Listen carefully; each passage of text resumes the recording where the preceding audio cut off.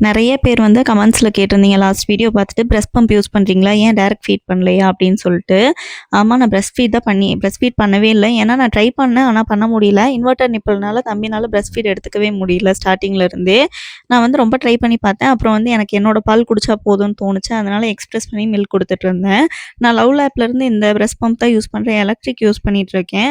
இதில வந்து 3 மோட்ஸ் இருக்கு. நம்ம என்ன மோட் வேணுமோ செட் பண்ணி யூஸ் பண்ணிக்கலாம். எனக்கு வந்து ரொம்பவே யூஸ்ஃபுல்லா இருந்தது. 20 டேஸ்க்கு மேல தம்பிக்கு வந்து நான் இதில தான் பம்ப் பண்ணி குடுத்துட்டுருந்தேன். தம்பி பொறந்து 20 டேஸ் ஆகுது.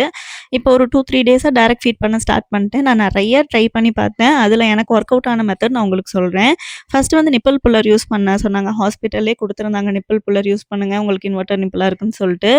நிப்பிள் புல்லர் எனக்கு ஒர்க் அவுட்டே ஆகல. அதுக்கப்புறம் வந்துட்டு நிப்பிள் ஷீல்டு வந்து நான் YouTubeல பார்த்துட்டு நிப்பிள் ஷீல்டு வாங்கி ட்ரை பண்ணேன். அதுவுமே எனக்கு ஒர்க் அவுட் ஆகல. அதுக்கப்புறம் நேத்து ஒரு ஹாஸ்பிட்டல் போயிட்டு பார்த்துட்டு வந்தப்போ, இந்த மாதிரி சிரஞ்ச வந்து கட் பண்ணிட்டு, அடுத்து ஆப்போசிட் டைரக்ஷன்ல உள்ள போட்டு நிப்பிள்ல வச்சு பிரஸ் பண்ணி புல் பண்ண சொன்னாங்க. இது வந்து எனக்கு நல்லாவே ஒர்க் அவுட் ஆச்சு. இதிலருந்து தம்பி என்ட்ட பிரஸ்ட் ஃபீட் எடுத்துக்க ஆரம்பிச்சுட்டாங்க. மில்க் சப்ளை இப்போ வரைக்கும் ஓகேவா தான் இருக்கு. நான் மில்க் சப்ளை இன்க்ரீஸ் பண்றதுக்கு ஏதாவது நான் ட்ரை பண்ணேன்னா, உங்களுக்கு அத வந்து நான் வீடியோல கண்டிப்பா சொல்றேன். Bye guys. நாளைக்கு இன்னொரு வீடியோல பார்க்கலாம். மறக்காம நம்ம சேனல சப்ஸ்கிரைப் பண்ணிட்டு ஃபாலோ பண்ணி வச்சுக்கோங்க. பாய் பாய்.